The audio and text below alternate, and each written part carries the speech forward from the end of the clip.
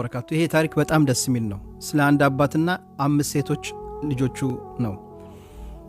ይሄ አባት እንግዲህ ባለቤቱ ከሞተች በኋላ ሴቶቹን እሱ ነበር የሚያሳድጋቸው። እነሱን በቃ ለመዳር ፈለገና 4 ወንዶች ኒካ ለማሰር መጡ። አባትየው ግን የፈለገው ትልቋን ከዛ ታናሿን ነበር። ትልቋ ግን ጋብቻውን አልፈለገችም። ለምን? አባቷን መኻደም ፈልጋ እሱ እስካለ ድረስ እኔ አባቴን አስተናግዳለሁ አለች። ሌላ የቀሩትን 4ቱን ዳራቸው ማለት ነው። እሷ ብቻ ቀረች። አባትየውን ስትንከባከብ ምን ስትል ከሞተ በኋላ ወስያ ጽፎ ነበር። ይህም ቤት እንዳትካፈሉት እንዳሸጡት፣ እህታችሁ ትልቋ እስከምታገባ ለእኔ ብላ ስንት ጊዜ እዚህ ቤት ተቀምጣ ነበር። 4 እህቶሞቹ ግን ይሄን ነገር አልተስማሙም። ቤቱን ሊሸጡት ፈለጉ። እኛ እሷን እስከምንጠብቅ ምናምን ብለው ቤቱን መሸጥ ፈለጉት። እነሱ ግን ለእህታቸው አልተጨነቁም። እኛ ቤቱን ስንሸጥ እህታችን የት ትሄዳለች ብሎ ምንም አላሰቡም። ከዛ እነሱ ተስማምተው ቤቱን ሸጡት። ከሸጡት በኋላ ለቤቱ ባለቤት ደወለችና ሰማ እኔ የትም አንተ የቤቱ ባለቤት ነህ፣ እኔ መሄድበት ቦታ የለኝም እና እስከተወሰነ ጊዜ ሌላ ቦታ እስከማገኝ ታገዘኝ አለችው።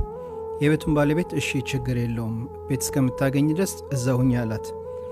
እነሱ ከዛ ገንዘቡን ተከፋፈሉ። ከዛ ሁሉም ወደ ባሏ ቤት ሄደች ማለት ነው።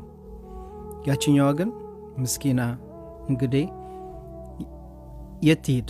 አንዷ ከነሱ ውስጥ ግን ለእህታቸው ያሰበ የለም። እህታችን ነገ ምን ትሆናለች፣ አባታችን ስትካድም ብሎ ማንም አልተጨነቀላትም። ገንዘቡን ብቻ ነው እነሱ የተያቸው።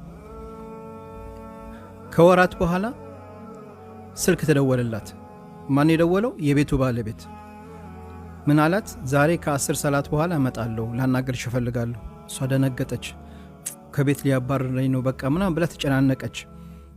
ከዛ ስትመጣ ይቅርታ አድርግልኝ ቦታ አላገኘውም ስትለው አትጨነቅ፣ እኔ የመጣሁት ከቤት ላስወጣች ሳይሆን የመጣሁት የቤቱን ስም ቀይሬው ፍርድ ቤት ነበርኩ በአንቺ ስም አርግቼልሻለሁ እና ከፈለግሽ ደግሞ ኒካህም ላስር እፈልጋለሁ። የቤቱን ደግሞ ለአንቺ እንደ ማህር ልሰጥሽ ነው የመጣሁት። ፍቃደኛ ከሆንሽ ከፈለግሽ ባልሽ አርጊኝ፣ ካልፈለግሽ ደግሞ ቤቱ ያንቺ ነው፣ ምርጫ ያንቺ ነው አለች። አላህ እንግዲህ ጥሎ አልጠላትም። አባቷን ስትካደም ነበረ። ከዛ በኋላ አላህ ደግሞ ኸይር ስራውን ስላረሳ ይሄን አገባችሁ ሰውየውን አብረው ደስተኛ ሆነው ኖሩ።